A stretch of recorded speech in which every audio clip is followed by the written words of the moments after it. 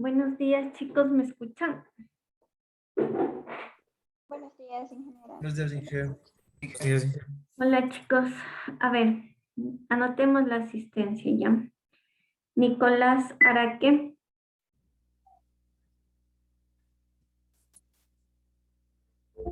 Edwin. Presente, Inge, buenos días.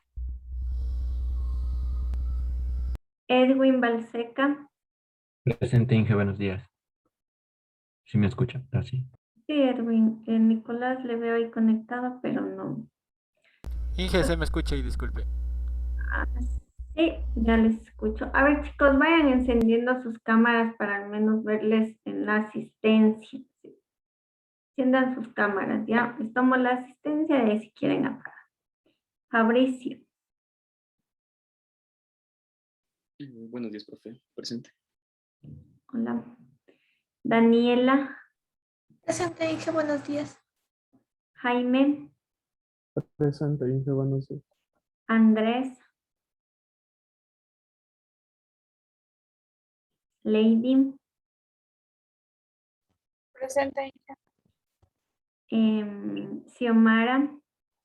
Presente, ingeniera, buenos días. Alanis. Presente, Inge, buenos días. Cristian. Buenos días, Eric.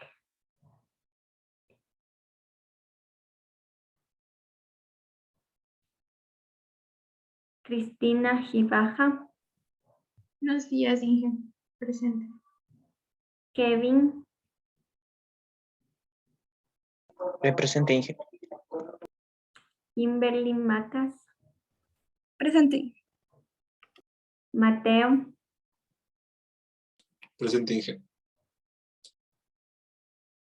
Franklin. Presente. Luis. Presente, Inge. Adriana. Presente, Inge, buenos días. Jean. Presente, Inge, buenos días. Jair. Buenos días, Inge, presente. Kevin. Presente, Inge, buenos días. Jonathan. Buenos días, Inge. Presente. Kenik Alexander Tayupanta. Buenos días, Inge, presente. Kenik. Ángel. Presente, Inge, muy buenos días. Dylan. Buenos días, Inge, presente. Kevin Villavicencio. Araceli. Presente, Inge. Paul. Presente, Inge. Listo. Inge, Mande. buenos días. Falto yo, bueno, es porque me matriculé en extraordinarias. Entonces Jonathan. no salgo en la lista. Ajá. Inge, disculpe, buenos días, yo también. Diego Gómez. Ya espérame un ratito. A ver, Arias.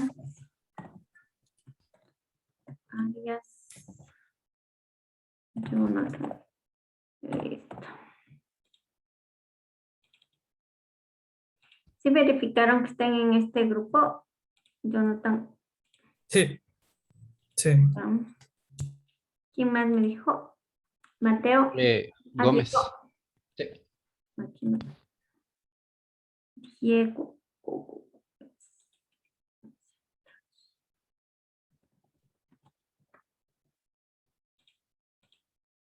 Listo. Estamos 30. Aunque el viernes también sí asistí, Inge. Sí, ¿por qué no estás anotado? Es que ya justamente ya no le dije, Inge, por lo que estaba esperando igual a ver si es que me cambiaban de GR. Ay, lo mismo que nada, pues has de decirme ese rato, tienen que decirme, o al final de la clase, si es que entran tarde o por algo no les anoté la asistencia, al final de la clase me tienen que decir, no, otro día, pues. Bueno, mejor sigamos en clases. De lo que recuerdo, la última clase, ¿no es cierto? Nosotros nos quedamos en esta parte. Entonces yo ya les subí por si acaso el material. para que también puedan ir realizando el preparatorio. Sí. Como ustedes saben, en esta nueva malla el tiempo es más reducido, ¿no es cierto? Entonces, todo lo que nos quede por fuera de revisar es para su componente autónomo. Además, en las diapositivas hay ejercicios resueltos que ustedes también en la parte de formación autónoma, que acuérdense que en esta materia son 5 horas a la semana que ustedes deben estudiar. Entonces, igual está ahí colocados ejercicios, material extra para que ustedes vayan repasando, leyendo. Listo. Veamos lo que corresponde a esto de las familias lógicas. Nosotros ya dijimos, ¿no es cierto? La idea es que las familias lógicas, y ahí relacionan con nuestras familias, ¿no es cierto? Pero haciendo alusión a la parte electrónica, son la colección de circuitos integrados que tienen características similares. Y de forma general nosotros dijimos qué características son estas, son eléctricas y son las temporales, ¿cierto? Y nosotros en la anterior clase vimos esas características. Nosotros hemos mencionado puertas lógicas. Entonces, ¿qué es una puerta lógica? En cambio, una puerta es esta que ven aquí. Déjenme les señalo. Esta es una puerta lógica. ¿Sí? ¿Qué es una puerta lógica? Es un circuito electrónico. ¿Sí? ¿Qué función desempeña esta puerta? Desempeña lo que o se asemeja a un operador lógico. ¿Sí? Mientras avancemos, hemos de ver los operadores lógicos, pero ya ustedes vayan relacionándolos a lo que operación lógica, la AND, operación lógica OR, operación lógica NOT. Sí, que ya cuando veamos el álgebra de Boole lo vamos a entender un poquito mejor. Pero ¿a qué corresponde operador lógico? ¿Cierto? Realiza una operación lógica que es lógico que solo tenemos dos operadores, el 0 o el 1. ¿Cierto? Entonces, una puerta lógica es un circuito electrónico que desempeña la función de un operador lógico. Y estos circuitos electrónicos vienen encapsulados. Vienen encapsulados en circuitos integrados. Entonces, miren, aquí se ve claramente la puerta lógica, ¿no es cierto? Tengo una puerta lógica. En los circuitos integrados se encapsula no solo una puerta, ¿no es cierto? Sino para digamos, para poder integrar de mejor manera los circuitos. Entonces, miren, aquí tenemos 4 compuertas integradas en un circuito, ¿sí? En un encapsulado. Como decíamos, ¿no es cierto? Miren, este encapsulado, ¿no es cierto? Hay varios de estos encapsulados. Si yo agrupo esos encapsulados con características similares, entonces voy a decir, tengo una familia lógica, ¿sí? ¿Qué características pueden ser las características si son construidos? Si esta compuerta es construido en base a TVJs o en base a MOSFET. Es decir, la tecnología de construcción, si es tecnología TTL o tecnología CMOS, lo que vimos en la anterior clase. La estructura del circuito integrado, cómo es que están estos circuitos integrados en el encapsulado, o como dijimos, la tecnología de fabricación. Entonces, miren, tenemos una puerta. Estas puertas, insisto, son fabricadas en base a TVJs o MOSFET. ¿De qué depende de la tecnología de fabricación que utilice, ¿no es cierto?, el fabricante? Ahora, esta compuerta es encapsulada, ¿no es cierto? En general, grupos de compuertas son encapsuladas en lo que conocemos como los circuitos integrados.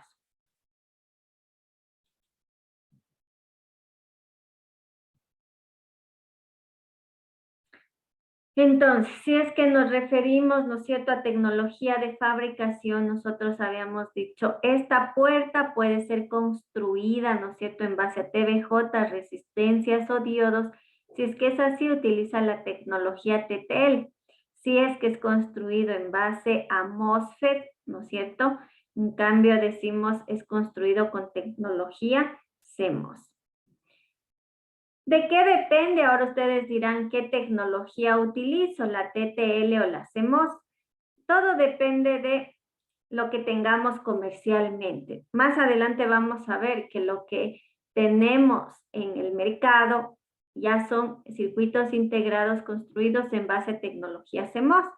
Sí, pero además de eso, ¿no? De lo que tengamos en disponibilidad, ¿de qué depende? ¿Cómo selecciono uno u otra familia?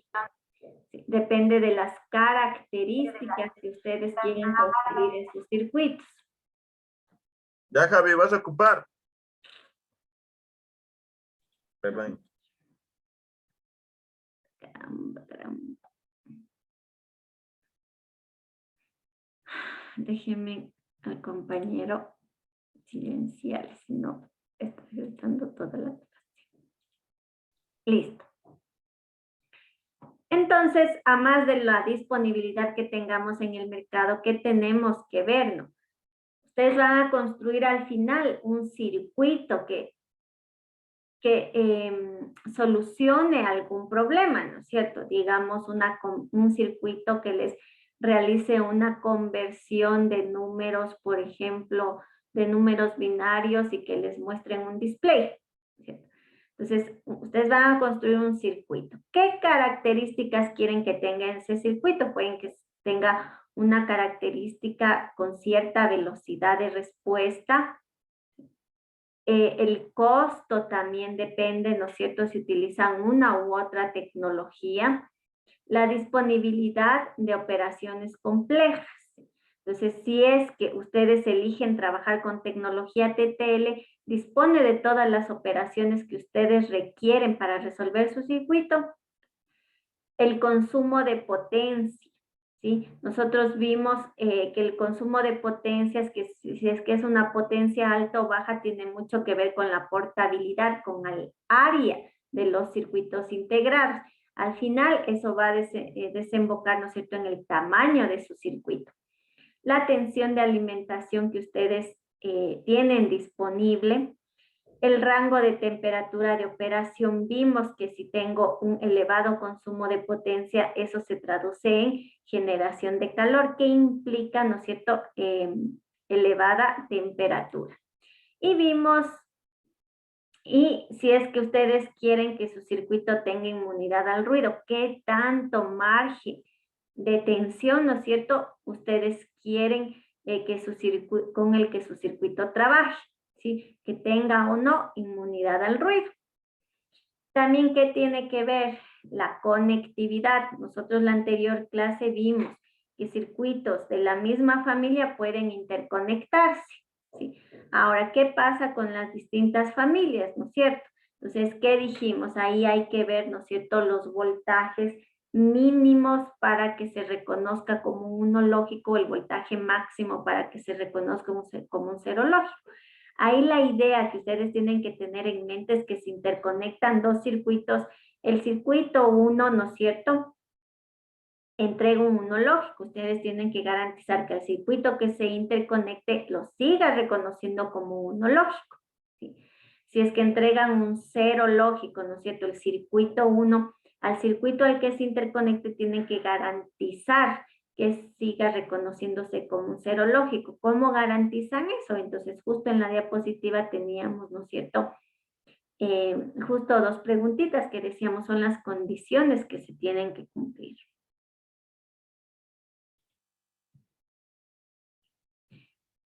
Ahora veamos rapidito la evolución de los circuitos integrados, ¿no es cierto? Entonces, en la década de los 40 tenía el primer ordenador electrónico. Como ustedes sabrán, ese primer ordenador estaba construido en base a tubos de vacío, ¿sí?, que contenía, miren, 18,000 tubos más 18,000 puertas lógicas, ¿cierto? Las dimensiones eran de 31 por 3 y por 1 metro. Imagínense en solo ese tamaño del primer computador y consumía una potencia de 140 kilowatts. Pues miren, esa potencia de consumo era alto, por lo tanto el tamaño del equipo, ¿no es cierto?, también era grande. En la década de los 50 aparecen los TBJs y el diodo semiconductor. Es decir, es construido en base a un material semiconductor, ¿no? Ustedes vieron la tabla periódica antes, ¿no es cierto? Y saben cuáles son esos materiales semiconductores, el silicio, el germanio, los principales. Entonces, en base a esos semiconductores están construidos los diodos y los otros dispositivos. Ya con la aparición de estos nuevos elementos, ¿qué pasa con el tamaño de los ordenadores? Se redujo y la velocidad incrementó. En la década de los 70 aparecen ya los circuitos integrados, es decir, que los diodos, los transistores y otros elementos se agrupan, ¿no es cierto?, en un solo chip, en el circuito integrado. Tenemos ya la familia TTL y como hemos mencionado está basada en los TBJs, que es su principal elemento. La familia MOS, ¿no?, aparece ya la familia de los MOS, ¿no es cierto? Y es más lenta, ¿no es cierto? Y se utilizan en aplicaciones de bajo consumo de potencia. En la década de los 80 ya aparece la familia MOS complementaria, ¿no es cierto? Y sus circuitos integrados tienen igual funcionalidad que los TTL, pero tienen mayor velocidad y menor consumo. Entonces, miren las características cómo van mejorando. Y en la actualidad, la familia dominante es la CMOS. Entonces, ¿con qué tecnología es con la que ustedes van a trabajar actualmente? Con la CMOS, ¿sí? Y se puede identificar que además ha ido disminuyendo el voltaje que se requiere para alimentar los circuitos. Si es que en TTL se requería 5 voltios, ahora se alcanza hasta 1.8 voltios, incluso los 0.8 voltios. ¿Sí? Entonces vemos cómo es que ha ido disminuyendo el voltaje y vamos a ver las ventajas y desventajas de los menores voltajes que se han alcanzado en la actualidad.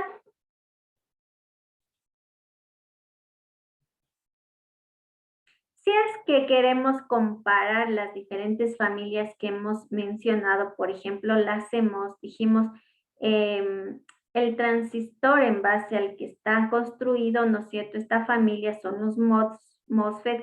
¿Cuál es el semiconductor que se utiliza? El silicio. Me acuerdo cuando daba química hablaba de la diagonal de los semiconductores, porque es tan importante, ¿cierto? El silicio. En esta familia el consumo de potencia es bajo y es proporcional a la frecuencia de funcionamiento. Si es que yo tengo un consumo de potencia bajo, entonces yo puedo hablar de capacidad de integración alta, ¿sí? Es decir, mayor portabilidad, menor tamaño, ¿sí? Estos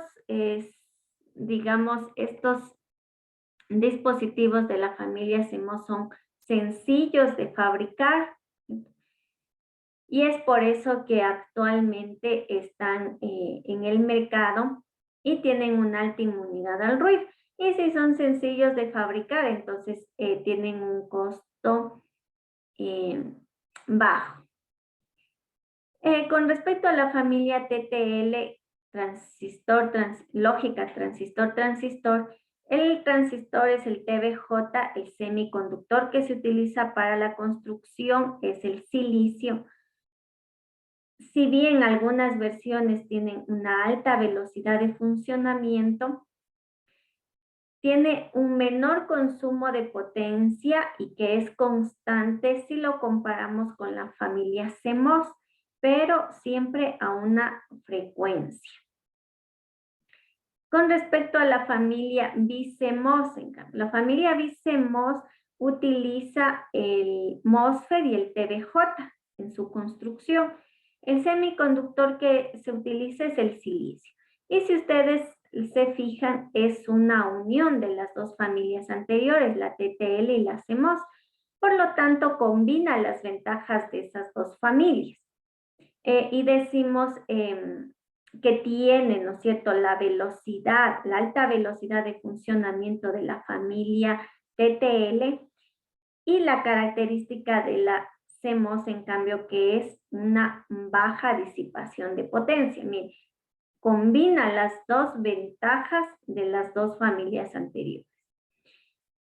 Si es que combinamos, ¿no es cierto?, los circuitos analógicos y digitales de esta familia BiCMOS en un solo chip, el proceso de fabricación es más complejo. Por lo tanto, digamos, en comparación con la familia TTL, tendrán un poquito más de costo, pero no un costo exagerado. Y se los utiliza mucho en los chips de memoria. Con respecto a la familia SL, Emitter Coupled Logic, igual utiliza el dispositivo TBJ, el semiconductor es el silicio. Y vemos que la velocidad, el área y la disipación de potencia es mayor que la familia CMOS, ¿sí? Pero la ventaja es la inmunidad al ruido. Tiene menor inmunidad al ruido. Digamos, ustedes usarían esta familia cuando requieren un circuito que tenga una inmunidad al ruido baja. La familia GAS, en cambio, utiliza el MOSFET como su elemento de fabricación, pero miren, el semiconductor, en cambio, ya es el galio y el arsénico, ¿sí? Esta es una familia que está en desarrollo, que está en investigación. La movilidad del electrón es mayor y a una mayor velocidad.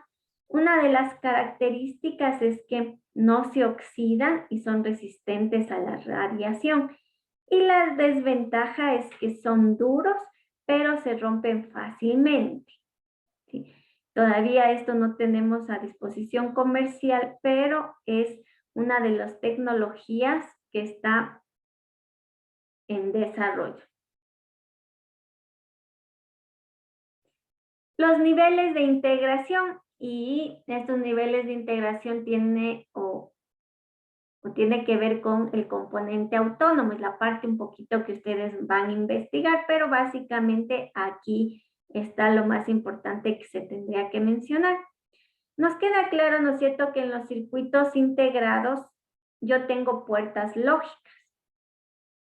Que esa puerta lógica que se construya con transistores o con MOSFET es la tecnología de construcción, ¿no es cierto?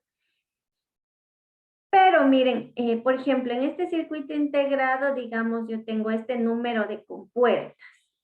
En este otro circuito integrado puedo tener un mayor número de compuertas integradas en este elemento. Eso es a lo que se refiere los niveles de integración. Entonces dice, si es que ustedes tienen 12 puertas por chip, entonces hablamos de una Small Scale Integration.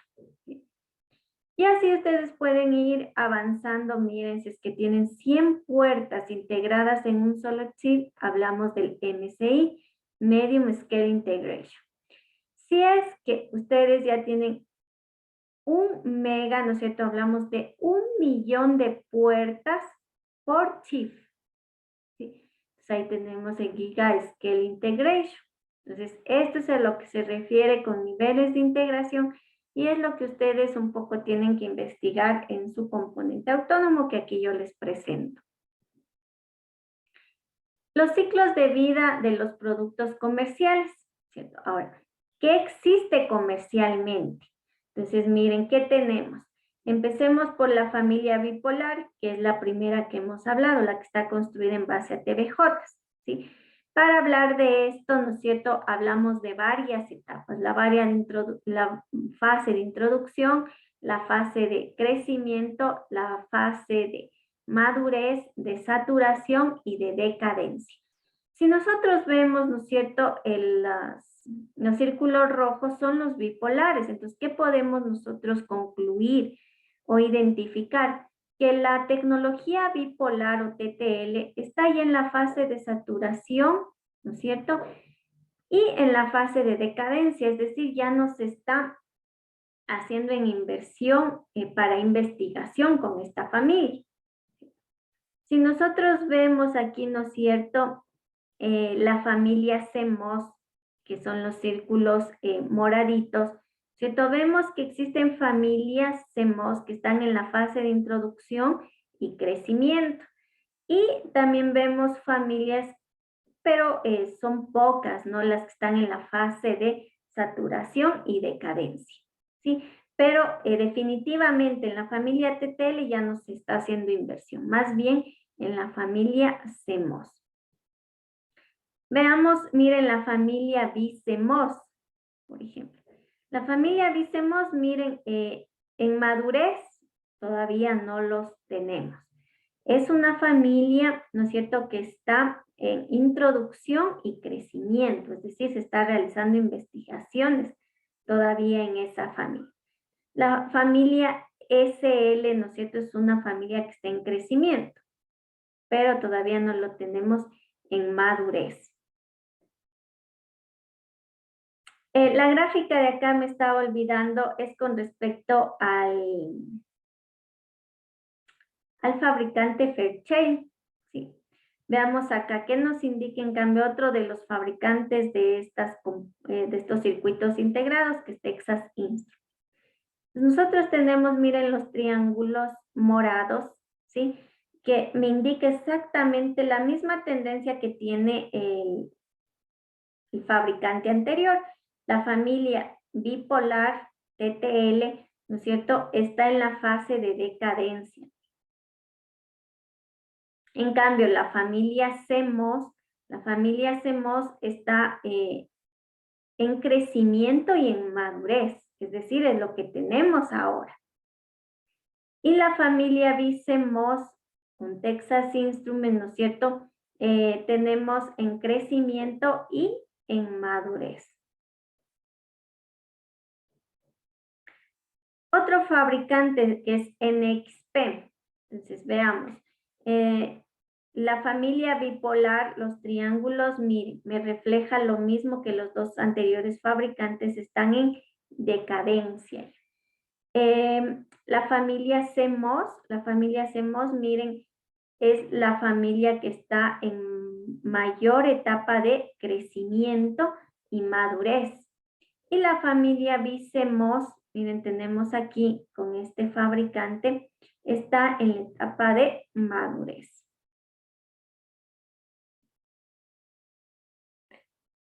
Ahora, todos los fabricantes les presentan una guía de selección como la que está colocada en la diapositiva.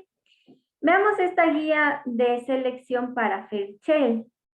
Entonces, por ejemplo, ustedes quieren, ¿no es cierto?, que su circuito tenga alta velocidad de funcionamiento. Entonces, aquí les dice qué familia es la que ustedes deben, con qué familia ustedes deben trabajar.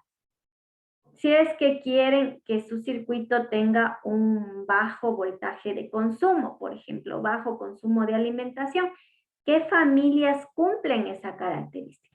Entonces, dependiendo de las características que ustedes quieren que cumpla su circuito, ustedes deben seleccionar la familia. Entonces, todas estas guías de selección las presenta cada uno de los fabricantes. Veamos la evolución de la tensión de alimentación. Con respecto al fabricante Texas Instruments, la tendencia es la misma para todos los fabricantes. Si ustedes ven y lo que hemos dicho, ahora la tensión de alimentación ha ido disminuyendo. Desde 5 voltios ha pasado por 3.3 voltios, por 1.5 voltios, hasta que hemos llegado a 0.8 voltios. ¿Ven? A medida que la tecnología ha avanzado, el voltaje ha disminuido. Y el voltaje de alimentación está directamente relacionado con la potencia en la familia CMOS. Entonces, dice, si es que el voltaje ha disminuido, ¿no es cierto? La potencia también ha disminuido, la potencia de consumo. Y entonces si nos acordamos la potencia, ¿no es cierto? Disminuye la potencia de consumo, no tengo tanta generación de calor, no tengo tanta temperatura, por lo tanto, puedo integrar un mayor número de elementos, ¿no es cierto? Lo que va a provocar que yo logre construir circuitos más pequeños, por lo tanto más portables. Y es por eso que nuestros circuitos, que nuestros dispositivos, por ejemplo, celulares, laptops, ¿no es cierto?, tablets, han disminuido en tamaño. Pero como yo les había dicho, no todo es una maravilla, ¿no es cierto? Si bien, miren, fijaránse aquí en el eje de las X tengo voltaje de alimentación y en el eje de las Y tengo los retardos de propagación, lo que habíamos visto en una de las características temporales. Si bien para una misma familia, ¿no? Aquí fijémonos en la curva de color rojo, el voltaje ha disminuido, miren, el voltaje ha disminuido, pero ¿qué ha pasado con los tiempos de propagación? Han incrementado. Sí, es decir, se demora un poco más en responder estos circuitos, pero la tensión de alimentación ha disminuido. Entonces dice, siempre yo tengo que pagar un precio, ¿no es cierto?, por cierta característica. Para una misma familia, al tener menor tensión de alimentación, implica mayor retardo. Miren, entonces aquí podemos ver la evolución de los encapsulados. Entonces, miren, yo tengo un encapsulado, lo que es un encapsulado tipo DIF, y a medida que ha avanzado, ¿no es cierto?, el tiempo y la tecnología ha avanzado, ahora yo tengo estos circuitos integrados más pequeñitos de tipo GX. Entonces, se evidencia, ¿no?, cómo es que gracias a el menor voltaje de alimentación que se requiere, el tamaño ha ido disminuyendo. Gracias a que también a una menor disipación de potencia. Es decir, logro tener una mayor integración en los circuitos actualmente. Miren la evolución del encapsulado.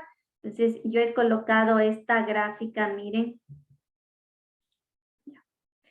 Porque aquí miren cómo colocan en una uña. Y es muchísimo más pequeño este circuito integrado que la uña de su dedo, por ejemplo.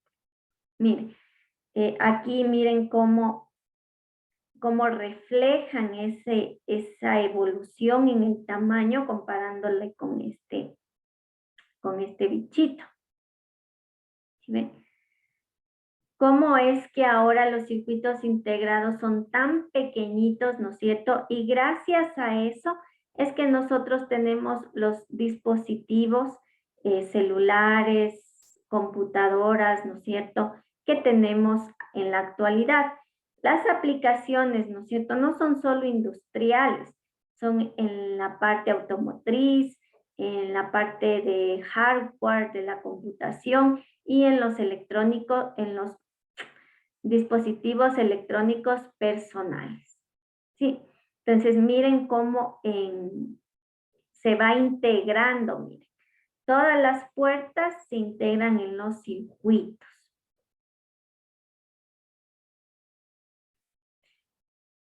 Para recordar y concluir lo que habíamos visto en la clase anterior y esta clase, ¿no es cierto?, hemos analizado las características de las familias lógicas.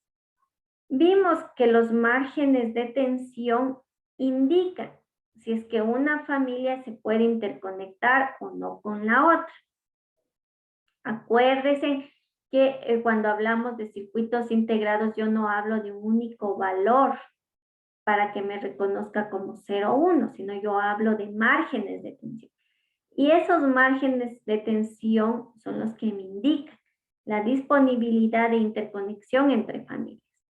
Revisamos el margen de ruido, vimos las corrientes de entrada y de salida. En general, lo que me definen esas corrientes son el fan-in y el fan-out.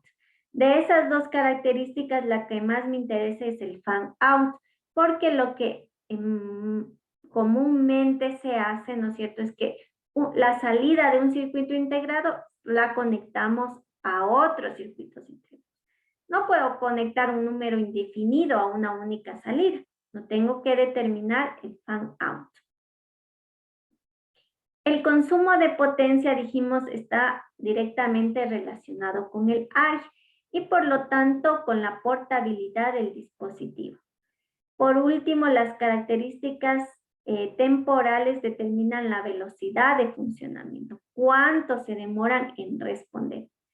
Vimos que las familias lógicas, las principales son la TTL, la CMOS, pero también hablamos de la SL y de la BCMOS. La CMOS vimos que es la tecnología dominante con las curvas de evolución que nos presentan los fabricantes.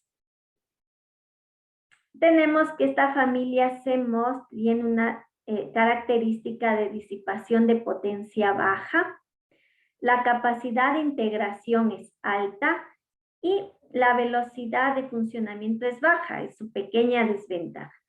Todas estas características, ¿debido a qué? A que tienen tensiones de alimentación bajas, vimos, incluso llegan a funcionamientos de 0.8 voltios. De la comparación que vimos, ¿no es cierto? Vimos que la familia CMOS es la que actualmente es la que domina, ¿no es cierto? La tecnología SL todavía está en madurez y la TTL es una tecnología que ya está en decadencia, que ya no se invierte en investigación. Ahora, como una tarea, ustedes van a buscar fabricantes de puertas lógicas, ¿sí? Yo les he presentado de Texas Instruments, les he presentado de NXP y de Fairchild. Existen otros fabricantes. Asimismo, ustedes van a buscar otros fabricantes de puertas lógicas y van a buscar información sobre los productos, muy similar a lo que yo les he indicado. Otros fabricantes son Toshiba, IDT, Renesas, etc. Esa tarea ya le voy a crear en el aula virtual. Para todas las tareas en general, ustedes tienen 8 días, hasta 1 hora antes de empezar la clase. Algo más les quería indicar, ya se me fue la idea. Bueno. Ya, a eso les quería decir. Entonces, la siguiente clase empezamos rapidito, ¿no es cierto? Al azar, yo escojo un compañero que me presente lo que él ha consultado. Como ya está subido a la hoja guía, un poco solo que interprete lo que él ha encontrado. Al azar, 1 o 2 compañeros. Con respecto a lo que hemos visto, chicos, ¿tienen alguna pregunta?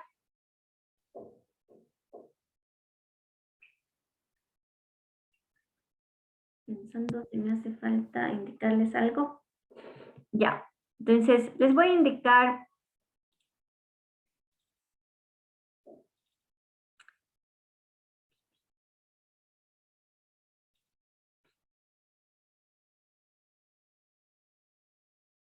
para que no nos quede tan suelta la idea. Ustedes van a consultar, básicamente lo que yo les pido para el preparatorio del día jueves es consultar. Solo para que nosotros hemos hablado de características, ¿no es cierto? ¿Quién les va a dar esas características? Las hojas de datos. ¿Dónde encuentran esas hojas de datos? En la red, ¿no es cierto? Por ejemplo, yo les digo para una compuerta la 7400, ¿sí? Entonces, miren, aquí está la 7400, ¿sí?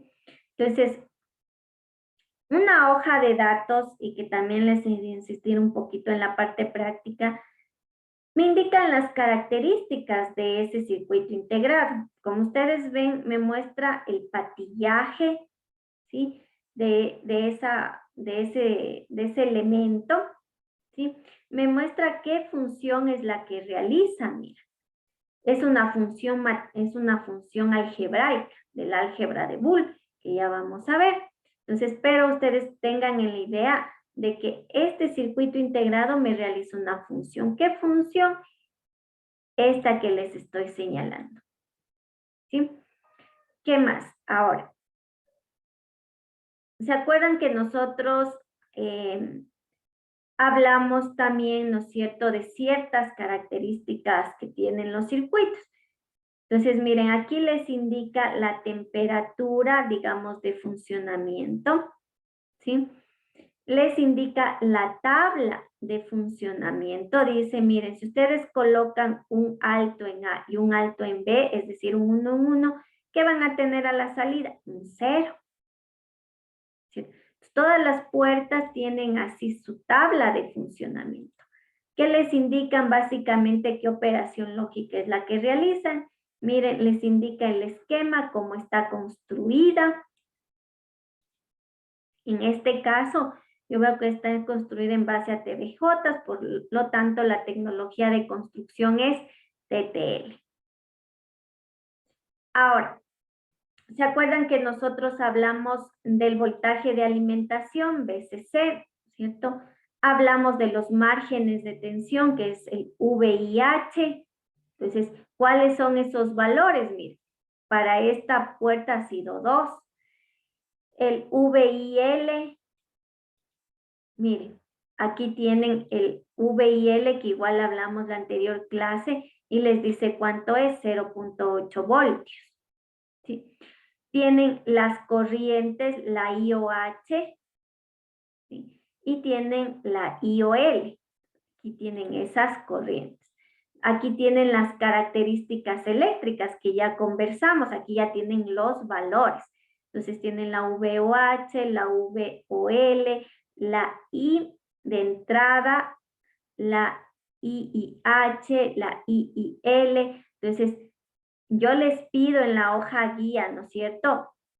Calcular, me parece, el fan out justo de esta compuerta, de la 7400. ¿Qué tienen que hacer? Consultar la hoja de datos, esta que yo les estoy mostrando, buscar el IIL, el IIH, el IOL y dividir, como está en las diapositivas, dividir dos valores. Me parece que es la corriente, la IOL dividido para la IIH. No recuerdo bien, pero es la corriente que sale para el número de corrientes en las que se divide. Y aquí tienen los valores, ustedes solo tienen que dividir esos dos valores que yo les indiqué en la diapositiva. Sí. La idea es que ustedes manejen un poco estas hojas de datos, que incluso les muestra temperatura a la cual debe soldarse esa compuerta en la baquelita, por ejemplo. Ese circuito integrado les indica temperaturas de soldadura, temperaturas de funcionamiento, etc. Miren, ¿se acuerdan que vimos los tiempos de propagación cuando existe una transición, por ejemplo, de bajo a alto, de 0 a 1?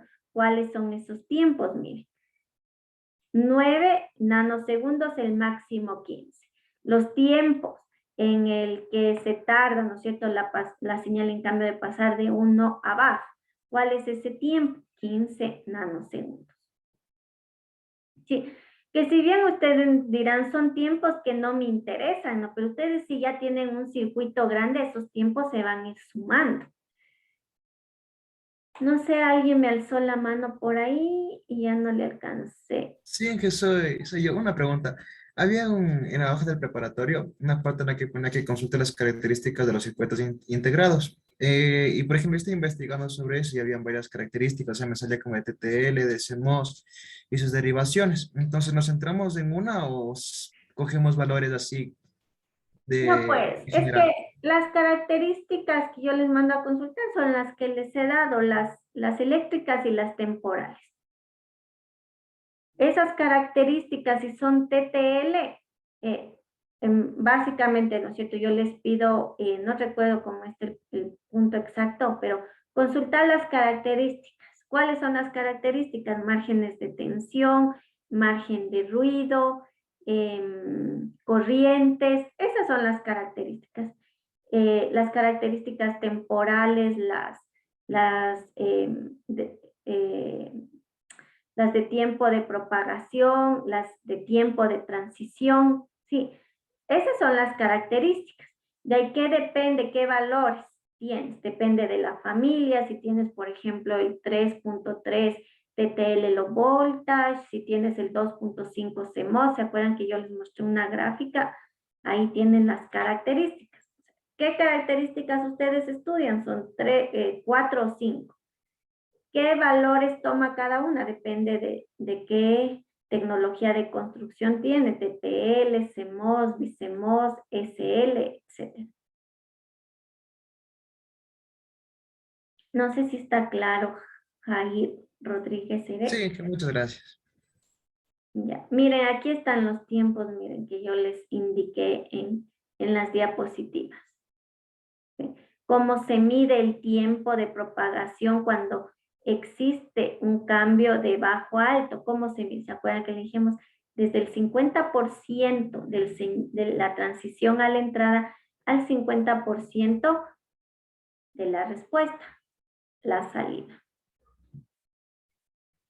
Listo, ¿alguna otra preguntita? Profe, yo tenía una pregunta, pero de esa misma hoja que está mostrando ahorita. Ya. Respecto a lo de las corrientes que se usa para eso del fan-out, ahí vi que había varios, o sea, como que varias corrientes, o sea, ¿de qué cuadro deberíamos utilizar?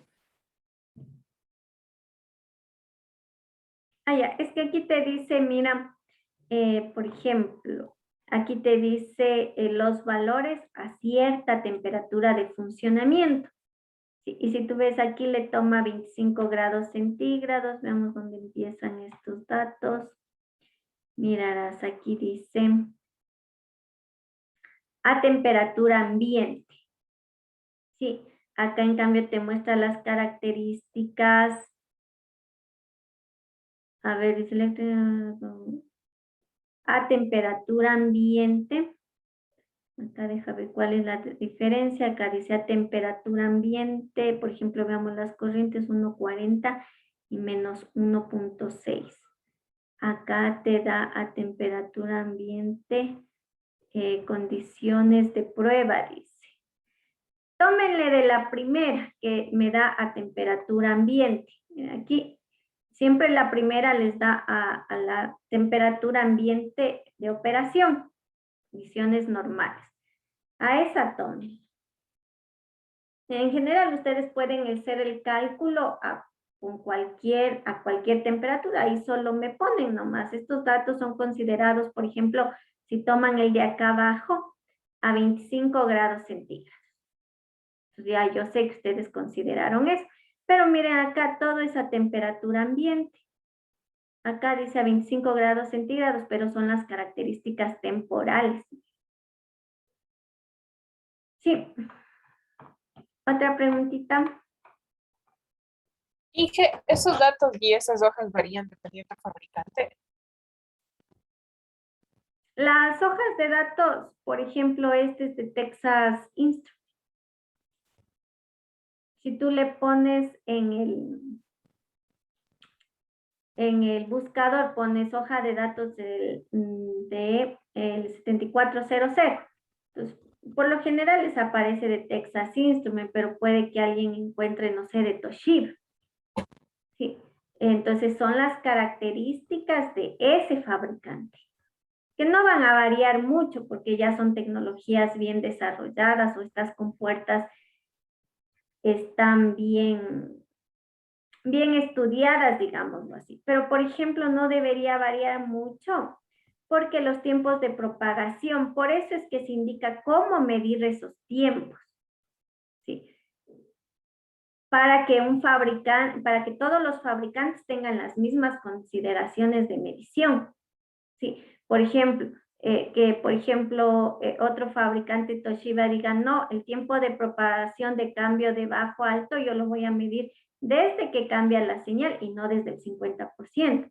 Entonces, esto de decir, todos tienen que medir al 50% de la entrada y hasta el 50% de la salida, eso es, digamos, un estándar que tienen que cumplir todos los fabricantes para tener, digamos, las mismas referencias de medida.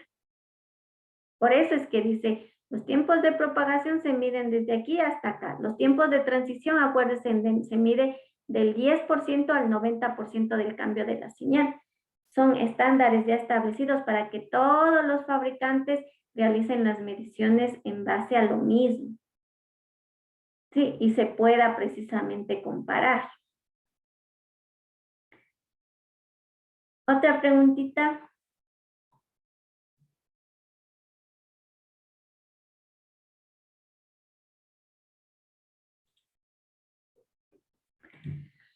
Listo, entonces voy a entrar al aula virtual.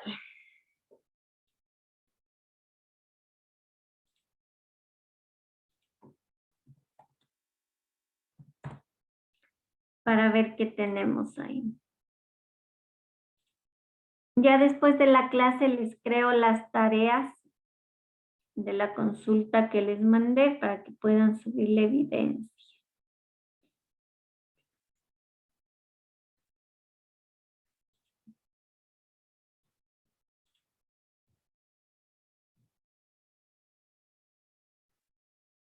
Ya. Entonces, si ingresan ustedes a la unidad 1, les voy a habilitar, vamos a ver un poco, avanzar en lo que corresponde a los sistemas de numeración, que es lo que nos correspondía en verdad en esta clase. Solo que como a veces el tiempo es muy cortito. Entonces les voy a compartir un video como introducción. Sí. Ya. Vamos a ver en esta hora que nos queda lo que corresponde a sistemas de numeración.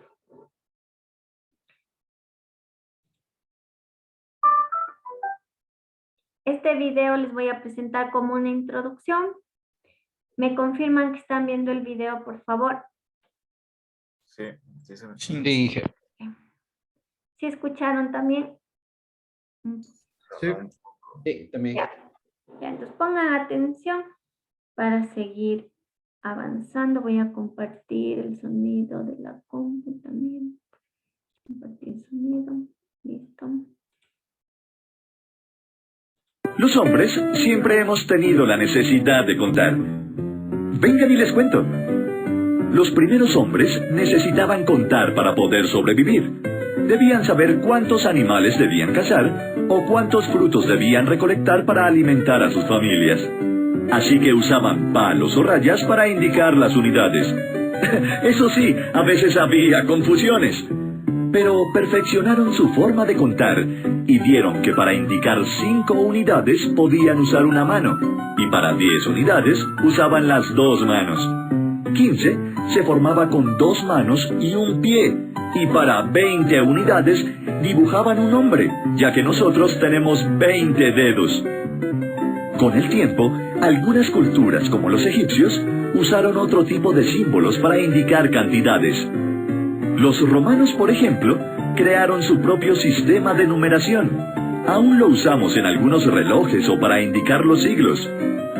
Más adelante, los hindúes crearon un sistema de numeración con 10 símbolos que contemplaban el número 0. Este es el sistema de numeración que usamos hoy en día.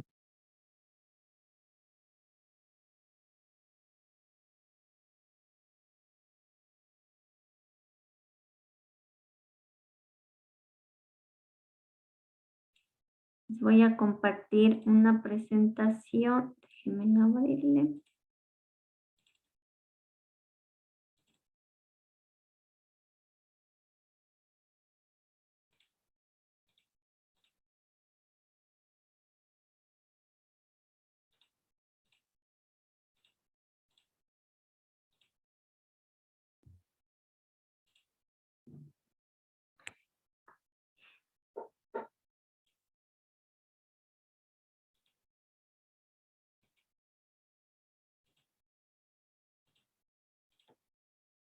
Me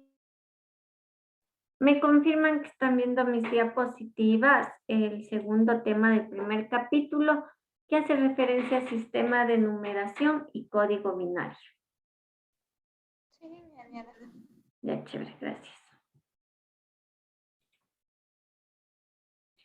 Entonces, como objetivo en este tema nos planteamos revisar los conceptos básicos de los sistemas de numeración, recordar, conocer el sistema de numeración binario, conocer el sistema de numeración octal y hexadecimal y aprender el cambio de base entre ellos. Es decir, vamos a cambiar, ¿no es cierto?, los sistemas de numeración desde decimal a binario, ¿no es cierto? Y desde binario podemos cambiarle a octal o hexadecimal o viceversa. Dentro del contenido vamos a ver, o ya vimos más bien la introducción, vamos a ver el sistema de numeración, vamos a ver qué es un sistema de numeración posicional, vamos a ver qué es el sistema de numeración binario, qué es el sistema de numeración octal y hexadecimal. Vamos a entender por qué usamos o por qué vamos a estudiar estos sistemas de numeración. Vamos a ver los cambios de base. Vamos a hacer ejercicios y al final unas conclusiones. La introducción, que ya la revisamos. ¿Qué es un sistema de numeración? ¿Alguien que me dé una idea? ¿Alguien? A ver, entonces yo elijo a alguien. Kimberly, ¿qué es un sistema de numeración? A ver, sería, por ejemplo, el conjunto de cantidades numéricas o de símbolos para representar en sí la numeración. Ya, entonces dice, por ahí dijo algo importante, ¿no es cierto? Dice, son símbolos para representar cantidades, básicamente. Entonces, tiene razón, ¿no es cierto? Por eso les digo, vamos a recordar. Porque esto del sistema de numeración nos han enseñado en la escuela. ¿Sí? Por ejemplo, miren en la diapositiva, yo tengo un numerito, que es el 352.91. Entonces dice, ¿cómo es que yo pude escribir este numerito? O cómo entiendo yo qué significa, qué cantidad me representa, porque un sistema de numeración en sí es un conjunto de leyes y convenciones que me permiten agrupar símbolos. Un conjunto de leyes y convenciones que me permiten agrupar símbolos que me arrojan una información. ¿Sí ven? Entonces yo digo, como yo vi el número y dije, esto es 352.91, ¿cierto? Entonces me dio una información, una cantidad. Entonces si ustedes ven ese numerito 352.91, yo lo puedo descomponer. ¿Sí? Yo digo, esto es 300 más 50 más 2 más 0,9 más 0.01. Entonces dice, yo lo descompongo, ¿cierto? ¿Cómo sé que es el 300 más el 50 y más esto? Porque el 300 está ocupando el 3, más bien está ocupando la unidad, la decena, la centena. Está ocupando la posición de las centenas. Entonces digo, entonces 300. ¿Cómo sé que es 50? Porque digo, el 5 ¿en qué posición está? En la unidad, en la posición de las decenas. Es 50. ¿Y cómo sé que este es un dosito? Porque solito, porque está ocupando la posición de las unidades, ¿cierto? Entonces yo descompongo el número. De ahí alguien por ahí puede que diga, yo no le quiero descomponer así. Yo en vez de poner 300 voy a poner 3 por 100. En vez de poner 50 voy a poner 5 por 10. Y miren, aquí se identifica mejor las centenas, las decenas y las unidades. Sí. Entonces dice, como yo le descompuse al numerito, ¿no es cierto? Entonces yo digo que le descompuse como una suma de productos, ¿cierto? Entonces dice, alguien más exigente dice, yo más bien a esta cantidad le voy a descomponer, dice, pero en lugar de poner 100 voy a poner que es 10 al cuadrado, ¿cierto? En lugar de poner 10 voy a poner que es 10 a la 1. En lugar de poner 1 voy a poner que es 10 a la 0.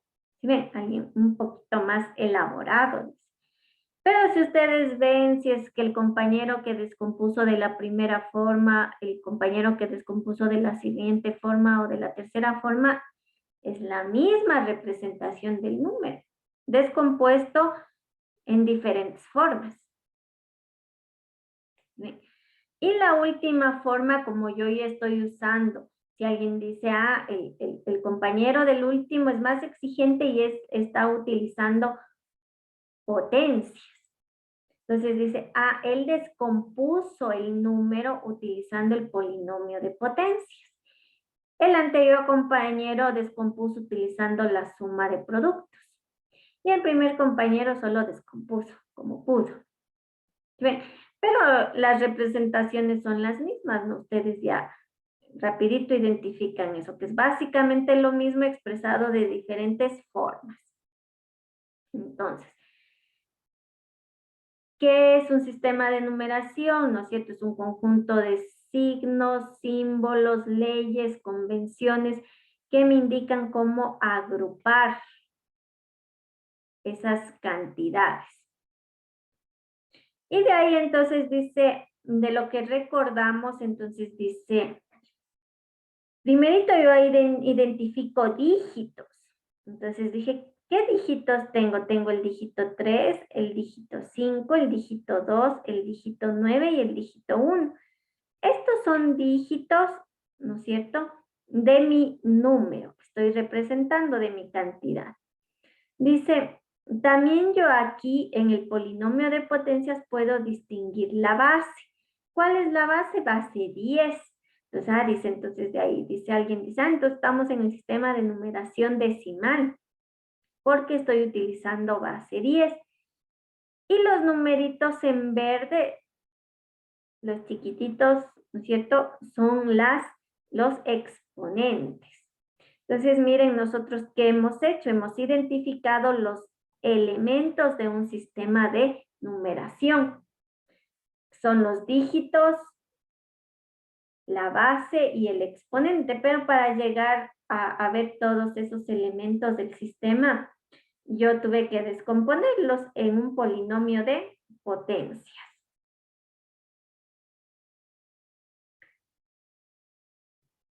Listo, entonces si yo quiero describir qué significa cada elemento del sistema de numeración, digo la base puede ser cualquier entero positivo, excepto el 0 y el 1. Entonces, si yo digo, si yo tengo base 10, tengo la base decimal. Si tengo base 2, tendré la base del sistema binario. Es la base. Entonces, sí dice que puede ser cualquier entero positivo, excepto el 0 y el 1. Entonces, yo digo, entonces la base puede ser 2, 3, 4, 5, 6, etcétera, ¿no es cierto? Entonces digo, si yo tengo base 2, estaré hablando del sistema de numeración binaria. Si hablo de base 8, estaré hablando del sistema octal. Si hablo de base 10, hablo del sistema decimal. Y si hablo de la base 16, del sistema de numeración hexadecimal. ¿Cuál es el que más utilizamos nosotros? El sistema decimal es el que comúnmente utilizamos. Y aquí les he colocado porque dice que los mayas, ¿no es cierto?, utilizaban un sistema de base 20. ¿Sí? ¿Y por qué utilizaban el sistema de base 20?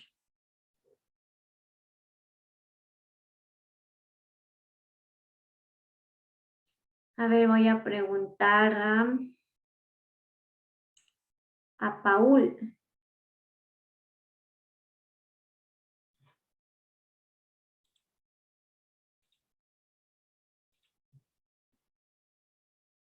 Paul Yantipu.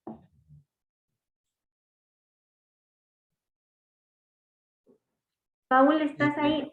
Sí, Inge, sí estoy aquí. ¿Me puede repetir su pregunta?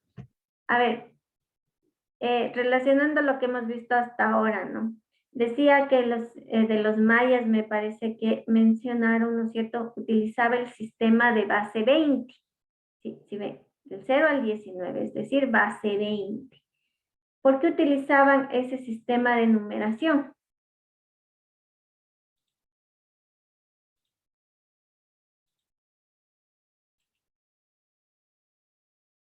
Paul.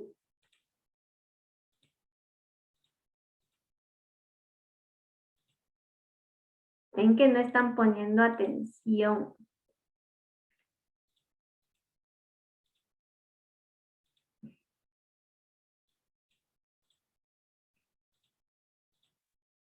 Verán que así se ganan los ceros. Bueno. A ver, veamos alguien que alzó la mano. Nicolás, ¿por qué utilizaban base 20?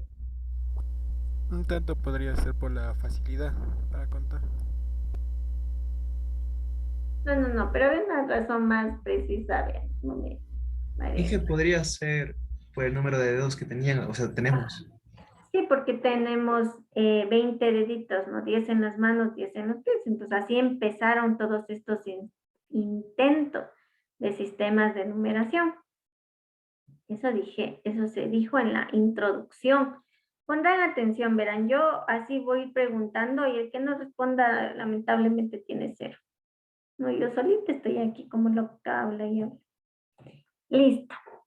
Los dígitos, en cambio. Entonces, los dígitos son los símbolos que utilizamos para representar la cantidad, ¿no es cierto? Como vimos en el ejemplo. El numerito 390 y algo, ¿no es cierto? 352.91. Entonces, miren, esos símbolos me representan una cantidad. Ahora, un sistema de numeración cualquiera, ¿no es cierto? Por ejemplo, de base B, tiene B dígitos diferentes. ¿A qué me refiero? ¿No es cierto? Es decir, que tiene dígitos desde el 0 hasta B-1, para aclarar mejor. Por ejemplo, dice, el sistema de numeración de base 2, ¿no es cierto? ¿Cuántos dígitos tiene? Tiene 2 dígitos. ¿Cuáles son estos dígitos? Desde el 0 hasta B-1. Entonces, B es 2 desde 0 hasta 1. Tiene 2 dígitos, 0 y 1. El sistema octal tiene 8 dígitos. ¿Cuáles son estos dígitos? Del 0 al 7. El sistema de numeración decimal tiene 10 dígitos, ¿cierto? ¿Cuáles son esos dígitos? Del 0 al 9. Y el sistema de numeración hexadecimal tiene 16 dígitos. Tiene 16 dígitos que van ¿de dónde? Del 0, 1, 2, 3, 4, 5, 6, 7, 8, 9, A, B, C, D, E, F. Tiene 16 dígitos. ¿Bien? Entonces, el número de dígitos que tiene, ¿no es cierto? Si tiene el número de dígitos de cualquier sistema, ¿no es cierto? Es su base. ¿Y de dónde a dónde van los dígitos? De 0 hasta su base -1. Ahí siempre acuérdense del sistema decimal, que es el que más manejamos. Tiene 10 dígitos. Esos dígitos van del 0 al 9. Y la ponderación o peso, que es la base elevada a un exponente. Ese es el peso. Verán, y esto repito porque se toman en la prueba y luego no saben de qué hablamos. La ponderación es la base elevada a un exponente. Entonces, de lo que nosotros hemos dicho, miren, aquí está el ejemplo con el que empezó todo. Entonces dice, n es la cantidad numérica. Chévere. 352.91. Entonces, eso me representa una cantidad. Base, la base es el numerito que se repite, ¿no es cierto? Es base 10, perfecto.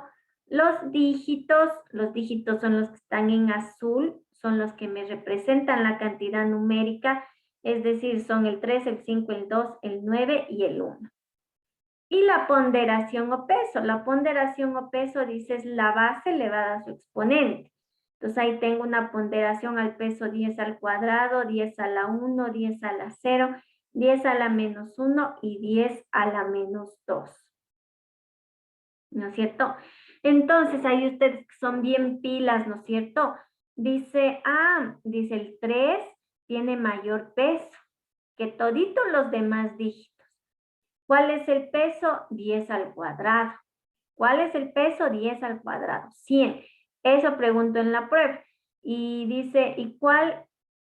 Dice el 3 ha sido el dígito que tiene mayor peso. 100.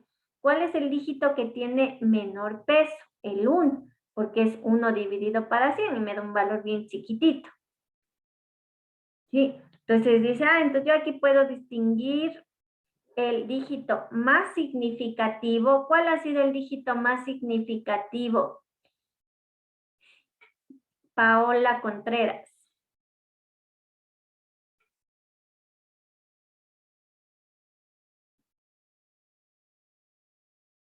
Paola. ¿Qué está aquí? Pues ya me inventé. No hay. A ver, ¿cuál es el dígito más significativo? Déjenme ver a alguien que sí exista aquí. Cristina Gibaja. El más significativo sería el 3. Muy bien, el 3 porque es el que tiene el mayor peso. ¿Y qué es el peso? Es la base elevada al exponente. Entonces, ¿cuál es el dígito más significativo? El 3. ¿Cuál es el dígito menos significativo? Entonces, el 1. Eso se preguntar en la prueba y de ahí saben estar perdidos. 3 es el dígito más significativo, 1 el dígito menos significativo. Y algo que nos estamos olvidando de mencionar es ese puntito que está ahí, que es el punto decimal que me separa, ¿no es cierto? La parte entera de la parte decimal. O puede ser también una coma. ¿Hasta ahí alguien tiene alguna pregunta?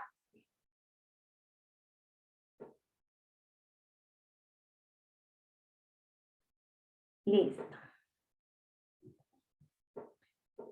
Entonces, ahora mencionemos qué es el sistema de numeración posicional y que solo anotemos nomás, porque si vieron acá, ¿no es cierto? La posición del número es muy importante aquí, ¿no es cierto? Porque el 3, que es el 3, tiene ponderación 100, ¿por qué? Por su ubicación, por su posición. De ahí viene la idea de acá, que es el sistema de numeración posicional. Dice, es una cantidad, es una cadena de dígitos, donde cada uno de ellos está afectado por su ponderación. Dependiendo de la posición que tenga un dígito en una cantidad, tiene su ponderación. Entonces, valdrá más, valdrá menos, ese dígito. Entonces, de lo que vimos en el ejemplo anterior, entonces la ponderación 10 al cuadrado, 10 a la 1, 10 a la 0, 10 a la menos 1, 10 a la menos 2. Entonces dice, el 3 tiene una ponderación 100 por su ubicación. Y ahí está lo que yo decía, las unidades, decenas y centenas. Sí, el 2 tiene una ponderación igual a 1. ¿Sí? Pero si el 2 estuviera en el lugar del... Déjenme. Si en vez les intercambiara, ¿no? Aquí pongo el 2 y acá pongo el 3, ¿cierto? Entonces, mire, la ponderación del 3 ahora cambió, ahora es 1, y la ponderación del 2 ahora es 100. A eso se refiere a un sistema de numeración posicional. en donde la ubicación del dígito es importante porque le determina el peso de ese dígito. ¿Sí?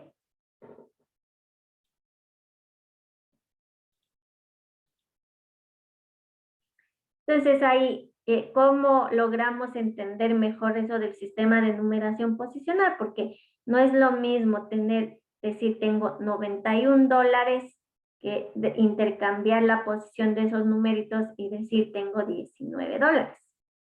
No es lo mismo, ¿no es cierto? Porque depende de la posición de los números y ahí se evidencia claramente. Entonces, en un sistema de numeración posicional, el orden, la posición de los símbolos, de los dígitos, es importante. Si seguimos con nuestro anterior ejemplo, ¿no es cierto? Este numerito, esta cantidad que descompusimos en sus polinomios de potencias, yo le puedo expresar de la siguiente manera. Dice, yo tengo en una cantidad cualquiera, yo tengo la parte entera y la parte fraccionaria. ¿Cómo diferencio entre uno y otro? ¿Cómo les diferencio? Por el punto o la coma decimal. Entonces dice, los dígitos a la izquierda del punto, entonces a la izquierda, del puntito a la izquierda, corresponden a la parte entera. Y sus pesos son mayores a 1. ¿A qué se refiere? ¿No es cierto? Que el 2, ¿no es cierto? El 2 tiene 10 a la 0, es 1. Entonces dice, sus pesos o ponderaciones son mayores o iguales a 1. Así se distingue la parte entera. En cambio, ¿qué pasa con la parte fraccionaria? Es del punto a la derecha. Y corresponden a la parte fraccionaria y son ponderaciones menores a 1. ¿A qué me refiero? ¿No es cierto? ¿Cuál es la ponderación del primer número en la parte fraccionaria? Es 10 a la menos 1. Ustedes saben que esa potencia negativa yo la puedo representar como 1 sobre 10. ¿A qué es igual a 1 sobre 10? A 0,1. Entonces dice, sus pesos son menores a 1, ¿verdad? Sí, ahora el otro dígito de la parte fraccionaria, 1 dividido para 100. ¿A qué es igual? A 0,01. Entonces dice, las ponderaciones o pesos que ya entendimos que es la base elevada al exponente son menores a 1. ¿Está claro eso? Entonces, ¿cómo diferencian ustedes? La parte fraccionaria también, ¿no es cierto? Tiene exponentes negativos y la parte entera tiene exponentes positivos, incluidos el 0.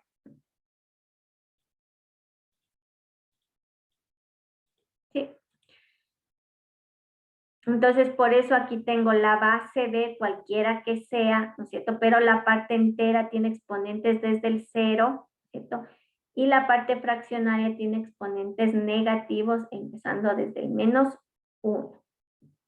Y bueno, solo para aclarar cómo podemos distinguir, ¿no es cierto? ¿Cuál es el exponente? Entonces, aquí está el límite de la parte entera y la parte fraccionaria. Entonces dice, este tendrá exponente 0, este tendrá exponente 1, este tendrá exponente 2.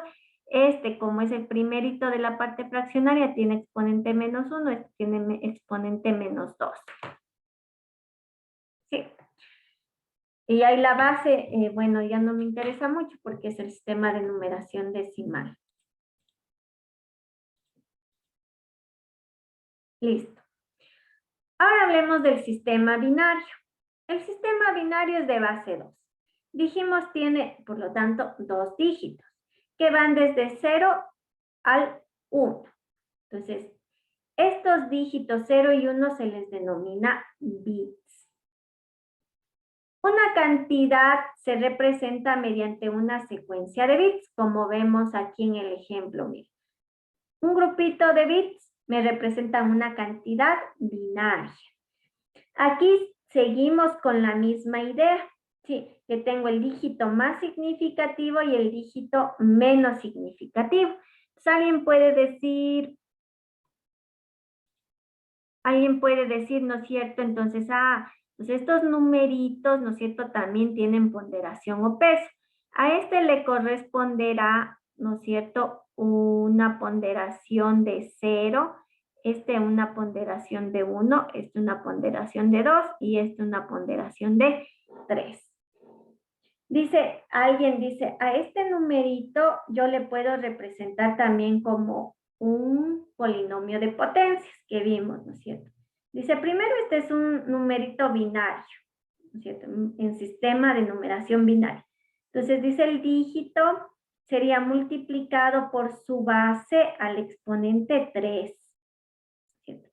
Más 0 por su base, ¿qué exponente le corresponde? 2. Más 1 por 2 a la 1. Y más 1 por 2 a la 0. ¿Ve cómo descompuse el número? ¿Y para qué me va a servir esa descomposición? Para transformar el número. Entonces, si queremos acabarle para no quedarnos ahí con la idea hueca, sería 8 más, esto no me importa porque todo número multiplicado por 0 me da 0, más 2 y más 1. Este ha sido el número 11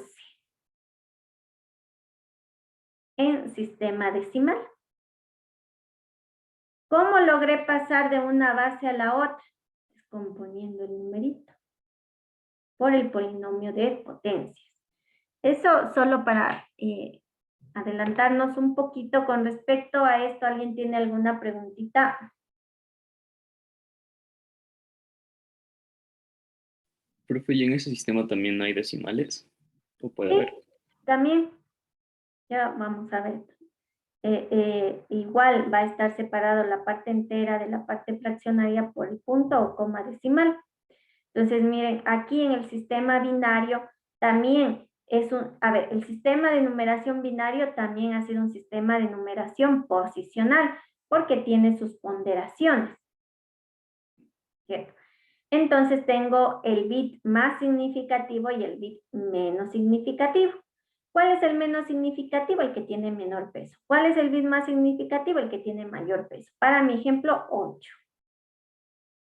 ¿Qué más? Si ven ese numerito, ese 2 en rojo, ¿me sirve para qué? Para indicar el sistema de numeración en el que estoy trabajando. Listo. El sistema de numeración octal. ¿Cuál es su base? Base 8. Por lo tanto, ¿cuántos dígitos tiene? 8. ¿De dónde a dónde van sus dígitos? De 0 a 7. Perfecto. ¿Cuál es la relación entre la base octal y la base binaria? Es precisamente esta que ustedes pueden ver aquí. La relación es que 8 es igual a 2 al cubo. ¿Sí ven cómo está relacionado la base del sistema octal y la base del sistema binario? Por 2 al cubo. ¿Qué quiere decir eso? Que un número en la base octal se representa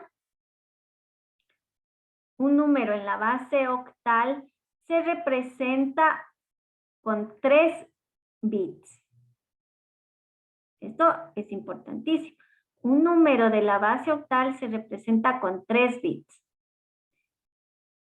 ¿Por qué nos interesa estudiar el sistema octal? Porque si ustedes ven la representación de un numerito en binario, es un grupo grande de unos y ceros. Y la base octal lo que nos permite es compactar esa información. Es decir, en lugar de utilizar un montón de unos y ceros, yo le cambio a base octal y simplifico esa información. ¿Para qué? Para que sea más fácil de manejar.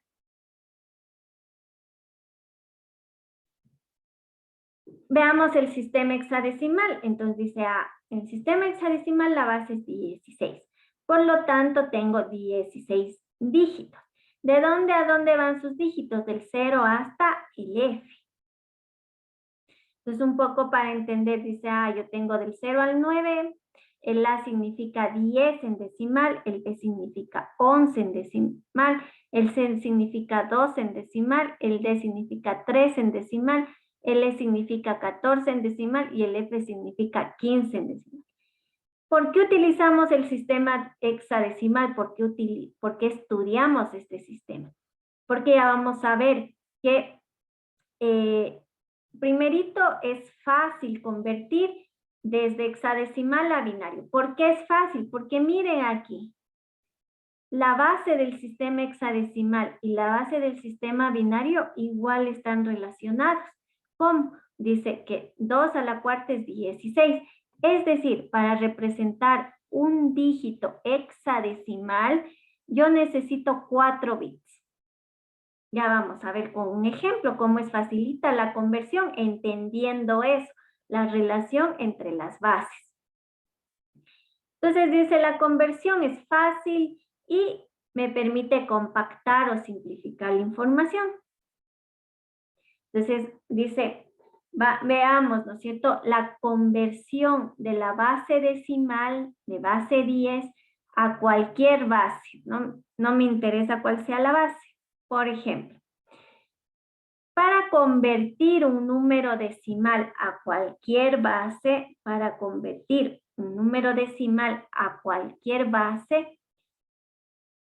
yo debo dividir el número origen en 2 partes. Entonces, miren, mi número, cualquiera que sea, en base 10, la divido en 2 partes. En su parte entera y en su parte fraccionaria. Y de ahí yo voy a hacer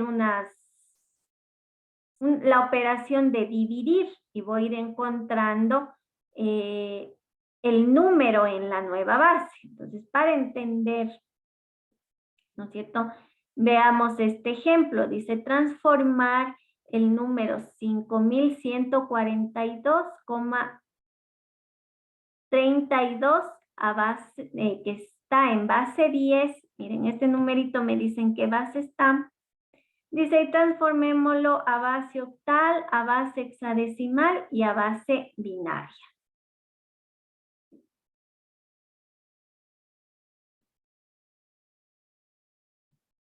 Sí, entonces hagamos ese ejercicio rapidito. Déjenme compartirles mi pantalla.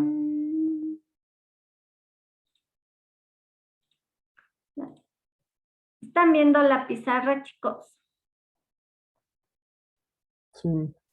Ya, entonces dice, ¿no es cierto? Dice, yo tengo mi numerito 5142.32, ¿no es cierto? ¿En qué base? En base 10.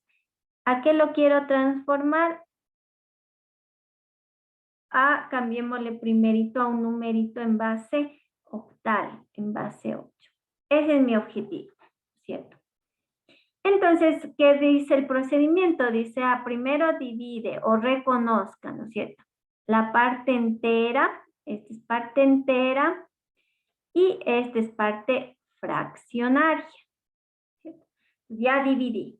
Entonces, primero, tomamos la parte entera, 5142. Y esto lo divido para la base a la cual quiero transformar el número. Quiero transformarle a base 8, entonces divido para 8. Ahí nos acordamos de las divisiones. Tomo un numerito, tomo otro numerito, no me alcanza, tomo el siguiente.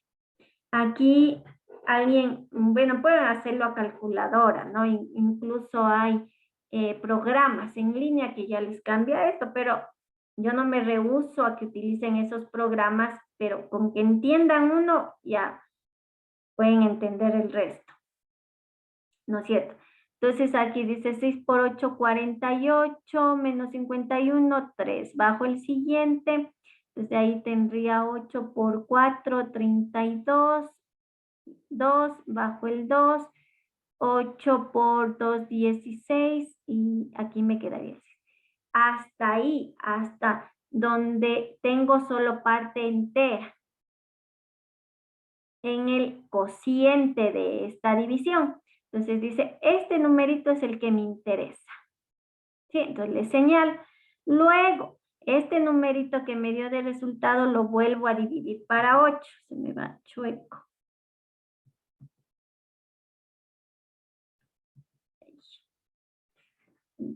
Uy, me falla. Peor.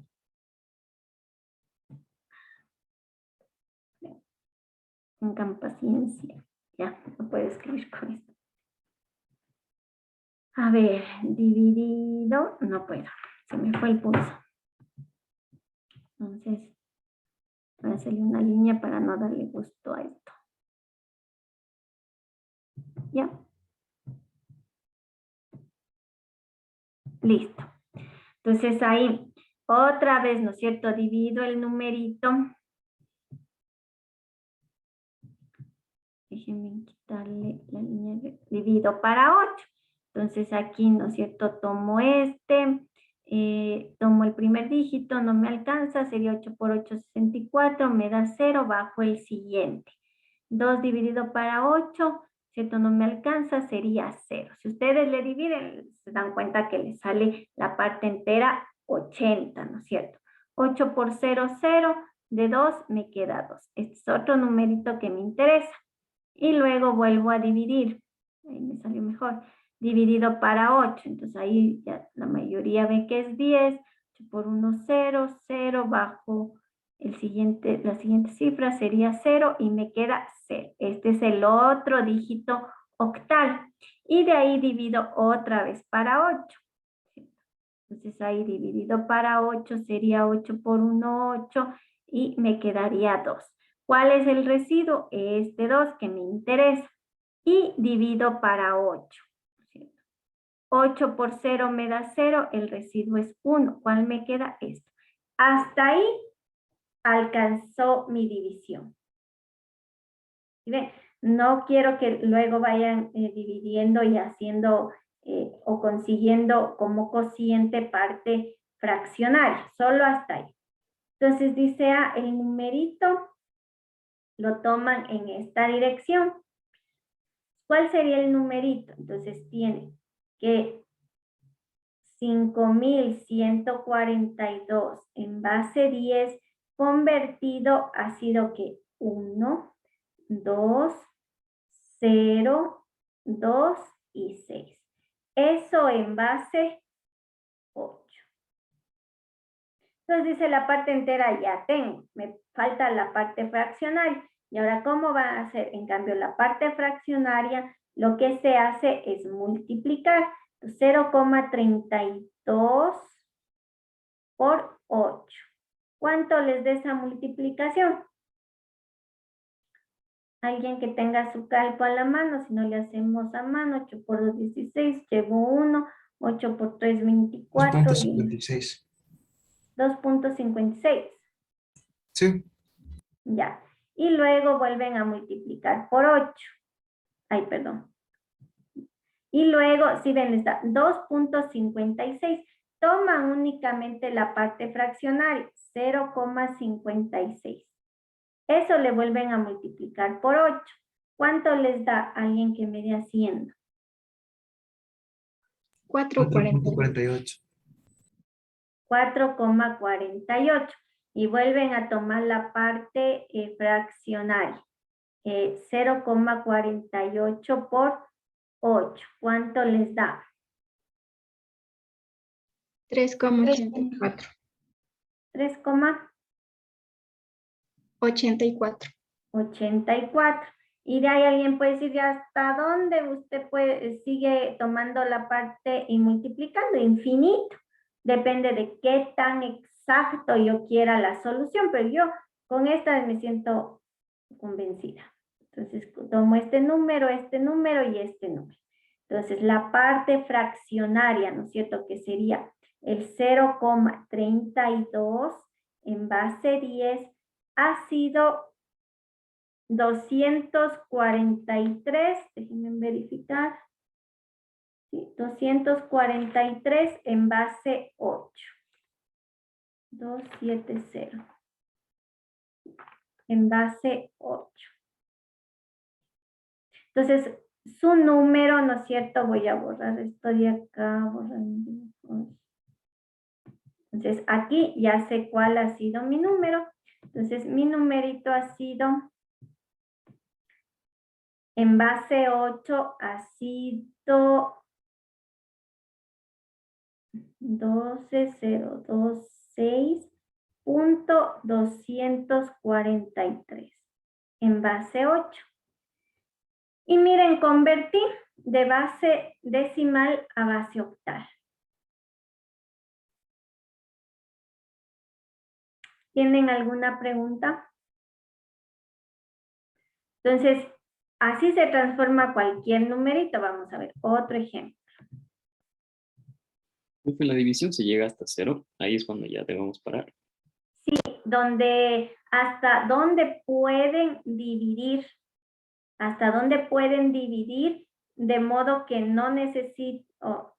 Es que yo podría seguir dividiendo, por ejemplo, el 0 dividido para 8, ¿no es cierto? 0 dividido para 8 y ahí seguirían en un lazo infinito, digamos. Sí. Verán, hagamos otro ejemplo. Déjenme ver si tengo otro ejemplo por aquí. Ya, no, más bien, el mismo número transformémoslo, pero ahora a base 16. ¿Sí? Aquí lo transformamos a base 8. Ahora el mismo numerito transfórmenlo a base 16 y veamos cómo es eso de la multiplicación. No quiero borrar mi numerito. Bueno, déjenme copiar otra vez el número. Sería 5142.32 creo que era, o 36 de me enviando. 32. Lo vamos a transformar a base 16. Entonces la idea es la misma, ¿no es cierto? Tomo el 5142 y lo divido para 16, ¿no es cierto? Entonces ahí nos toca ir haciendo las divisiones. Entonces yo tendría, tomo los 2, tomo 2, aquí sería 3, 16 por 3 me da 48, 51 menos 48 me da 3. Bajo el siguiente, 4 sería 16 por 2, 32, 2. Bajo el siguiente sería 16 por 1, me da 16 menos 22, 6. Este es el primerito. Lo que quiero decir, bueno, aquí no tengo que generar la parte decimal o fraccionaria en el cociente de la división. Listo. Ahora ese 321 lo vuelvo a dividir para 16. Otra vez me fui chueca. Sería 16 por 2, 32. Me da 0 bajo el 1. Aquí sería 0, ¿no es cierto? Y el residuo sería 1. Y luego esto vuelvo a dividir para 16. 16 por 1 me da 16. Y el residuo me daría 4. Y ahí yo alcanzaría la última división, ¿no es cierto? Dividido para 16. Aquí sería 0, 1. Entonces, ¿cuáles son los numeritos que me interesan? Los residuos. Es decir, la parte entera ya luego le formamos arribita para no volver a escribir. Entonces, ahora la parte fraccionaria. Entonces, ahora sería 0,32 por 16. ¿Cuánto me da? ¿Alguien?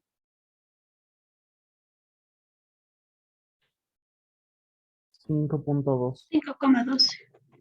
5,12. Luego voy a buscar otro numerito fraccionario, ¿no es cierto? Sería 0.12 por 16. ¿Cuánto me da esto? 1.92. 1.92. 0,92 por 16. ¿Cuánto me da esto? 14,72. 14,72. Entonces tendría este numerito y tendría este numerito, ¿cierto? Entonces ahora sí formemos el número en esta dirección, ¿cierto? Es decir, este es el número, formémosle el numerito, tendría el 1, 4, 1, 6, ¿cierto? Punto. Y como numeritos fraccionarios, en cambio en esta dirección tendría el 5, el 1 y el 14 en hexadecimal, ¿cuál era?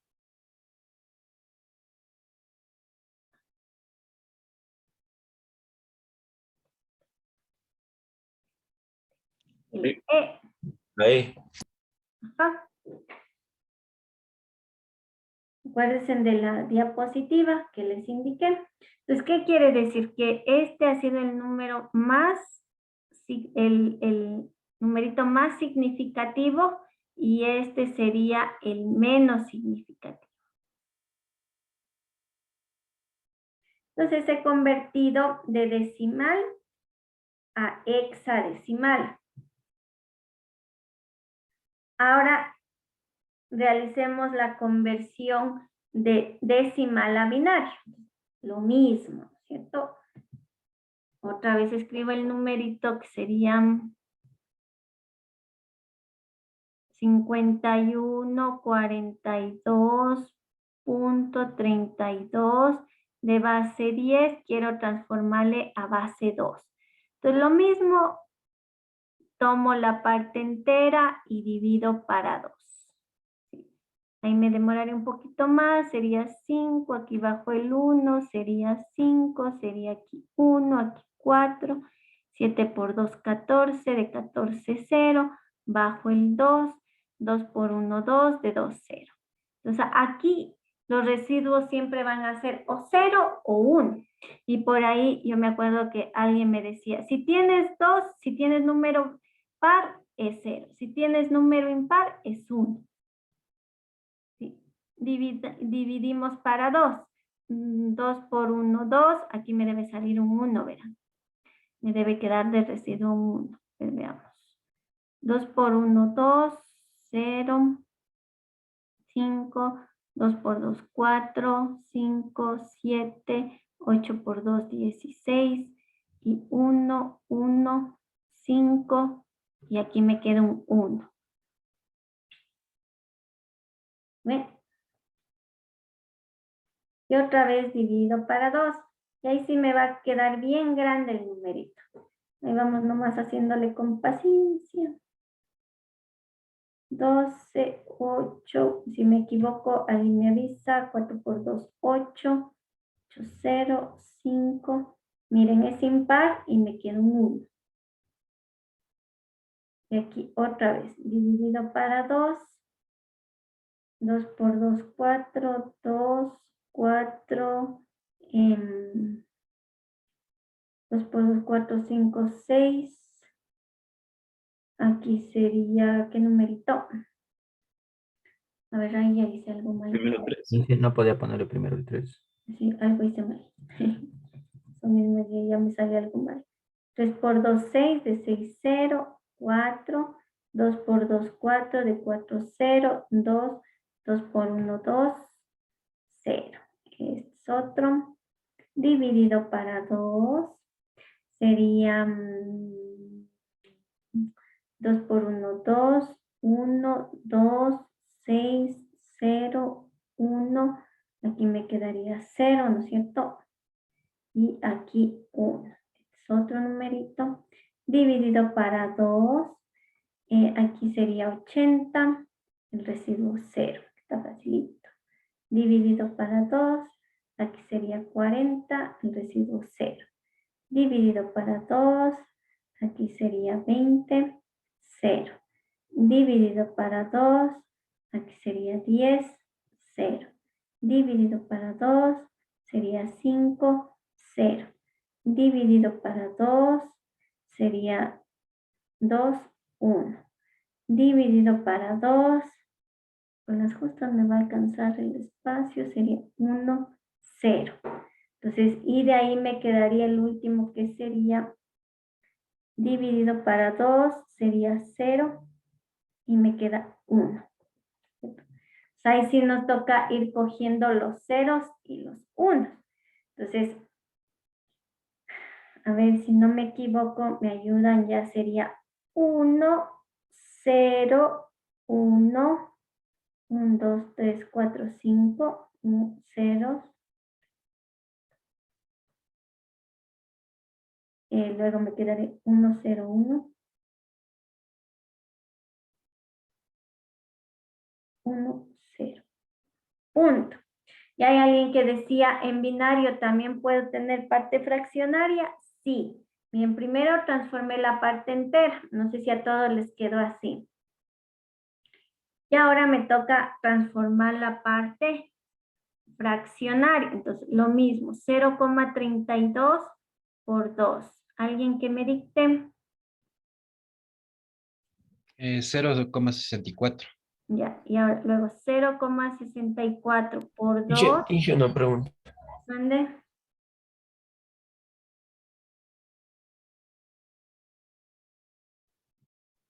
No, ya le vi ya.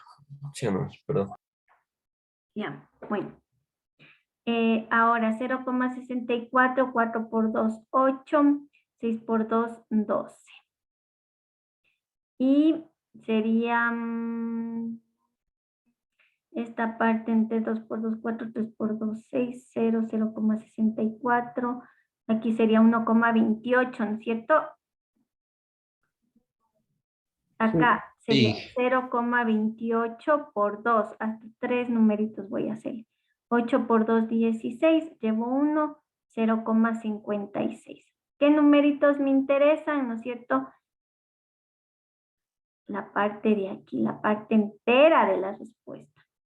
Entonces ahí si les acomodo, ¿no es cierto? Serían 0, 1, 0.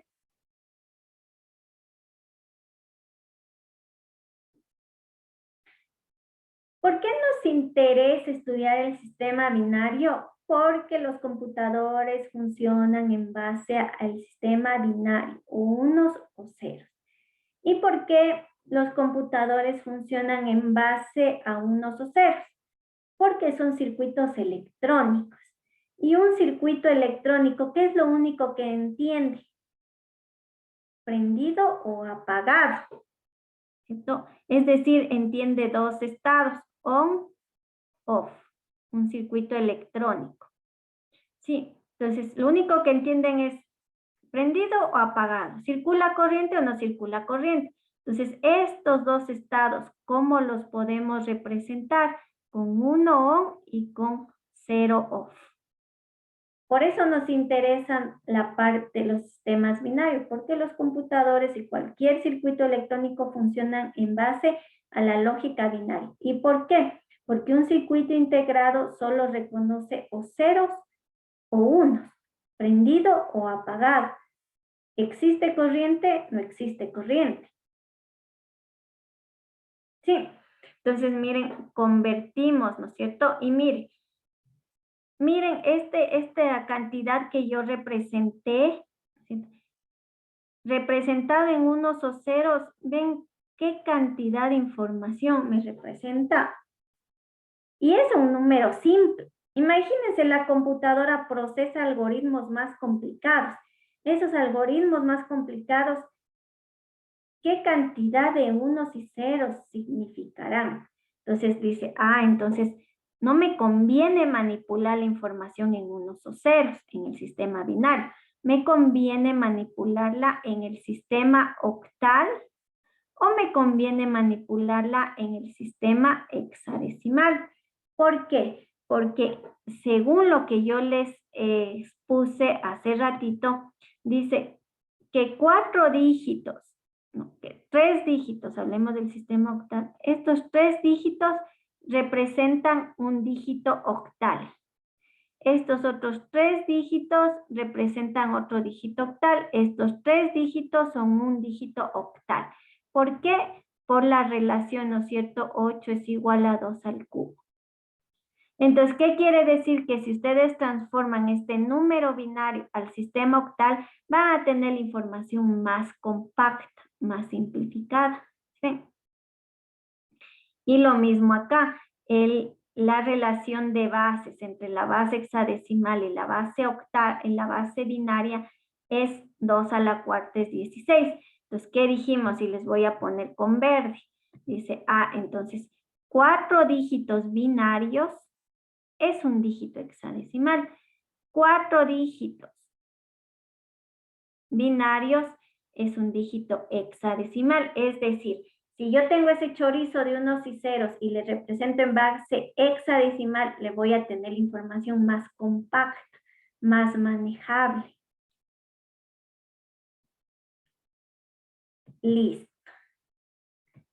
Entonces, déjenme compartirles el ejemplo, compartir aquí. Ya. Entonces nosotros hemos visto, ¿no? Cómo convertir de una base decimal a cualquier base. ¿Qué tengo que hacer? Divisiones. A mí me interesa la base octal, la hexadecimal y la binaria. Dividir para 8, dividir para 16, dividir para 2, la parte entera, o multiplicar para 8, para 16 o para 2, dependiendo lo que yo les pido. Convierten la base decimal a cualquier base, mediante divisiones o multiplicaciones. Perfecto. Ahora, para convertir desde cualquier base a base decimal, pues ahí eso nos vamos a quedar con la idea para la siguiente clase nomás. Para convertir de cualquier base, por ejemplo, de base 8 a base 10, ¿qué hacemos? El polinomio de potencias. Pero eso hacemos la siguiente clase, un ejercicio. ¿Está claro hasta ahí? Hasta acá. Para convertir, ¿no es cierto?, de base 10 a cualquier base, divisiones y multiplicaciones. Eso es lo que tiene que quedar claro. ¿Está claro? ¿Tienen alguna pregunta?